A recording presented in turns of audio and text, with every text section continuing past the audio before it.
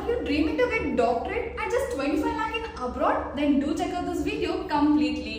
Doctor ಆಗಬೇಕು ಅನ್ನೋ dream ಇದೆ, ಆದರೆ CET ಎಕ್ಸಾಮ್ ಬರೀಬೇಕು, ನೀಟ್ ಎಕ್ಸಾಮ್ ಬರೀಬೇಕು, ಸೀಟ್ ಹುಡುಕ್ಬೇಕು, ಫೀಸ್ ಕಟ್ಟಬೇಕು, ಇದೆಲ್ಲ ಟೆನ್ಷನ್ ಇದೆಯಾ? ಅಥವಾ ಎಕ್ಸಾಮ್ ಬರೆದು ಕಡಿಮೆ ಮಾರ್ಕ್ಸ್ ಬಂದು ಸೀಟ್ ಸಿಗ್ತಿಲ್ಲ ಅಂತ ಯೋಚನೆ ಆಗಿದೆ? For all this solution I got you covered.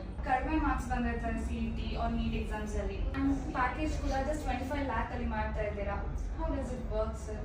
Sir, ಈಗ ನೀಟಲ್ಲಿ ಒಂದು ಮಿನಿಮಮ್ ಮಾರ್ಕ್ಸ್ ತಗೊಂಡಿದ್ರು ಕೂಡ ಫಾರಿನ್ ಅಲ್ಲಿ ಅವರು MBBS ಮಾಡ್ಬೋದು. ಈಗ ನಾನು ಕ್ಯಾಟಗರಿ ಬಗ್ಗೆ ಮಾತಾಡೋಕೆ ಬಂದರೆ OBC SC ST ಇರುವಂಥ ಕ್ಯಾಟಗರಿಗೆ ಮಿನಿಮಮ್ ಬೇಕಾಗಿರೋದು ಮಾರ್ಕ್ಸು 91 to 100 ಮಾರ್ಕ್ಸ್ ಇದ್ದರೆ ಸಾಕು. ಅವರು ಫಾರಿನಲ್ಲಿ ಇರುವಂಥ ಟಾಪ್ ಮೆಡಿಕಲ್ ಕಾಲೇಜಲ್ಲಿ MBBS ಮಾಡ್ಬೋದು. ಮತ್ತು ಬಜೆಟ್ ಅಂತ ಮಾತಾಡೋಕೆ ಬಂದರೆ minimum 20 to 23 lakh rupees budget ಇದ್ದು ಅದಕ್ಕೆ ನಾವು 6 ವರ್ಷ ಟೈಮ್ ಕೊಡ್ತೀವಿ. 23 lakh rupees ಕಟ್ಟಕ್ಕೆ 6 ವರ್ಷ ಟೈಮ್ ಇರುತ್ತೆ. ಮತ್ತು 100 ಇನ್ಸ್ಟಾಲ್ಮೆಂಟ್ ಕೊಡ್ತೀವಿ. It is not like at A time ಕೊಡೋ ನೆಸೆಸಿಟಿ ಇರಲ್ಲ. 12 ಇನ್ಸ್ಟಾಲ್ಮೆಂಟ್ಸಲ್ಲಿ ಟೋಟಲ್ MBBS ಮಾಡಿಸ್ಕೊಡೋ ಜವಾಬ್ದಾರಿ ನಮ್ದಿರುತ್ತೆ.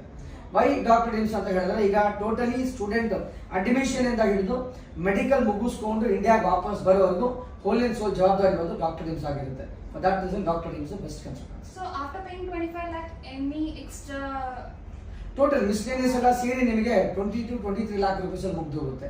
ಅದು ಕೂಡ ಬಿಕಾಸ್ ಆನ್ಯುವಲಿ ಫೀಸ್ ಬಂದು ಯಾವ ಥರ ಇರುತ್ತೆ ಅಂದರೆ, ಈಗ ಸೆಮ್ ವೈಸ್ ನಮ್ಗೆ ಏನು ಫೀಸ್ ಕೊಡ್ತಾರಲ್ಲ ಅದು ಪ್ಯಾಕೇಜ್ ಆಗಿ ಫಿಕ್ಸ್ ಮಾಡಿ ಕೊಡ್ತೀವಿ. ಸೊ ಎವ್ರಿ ಸೆಮಿಸ್ಟರ್ ಬಂದು ಅಷ್ಟು ಸ್ವಲ್ಪ ಸ್ವಲ್ಪ ಕಟ್ಕೊಂಡ್ಬಂದ್ರೆ ಸಾಕಾಗುತ್ತೆ.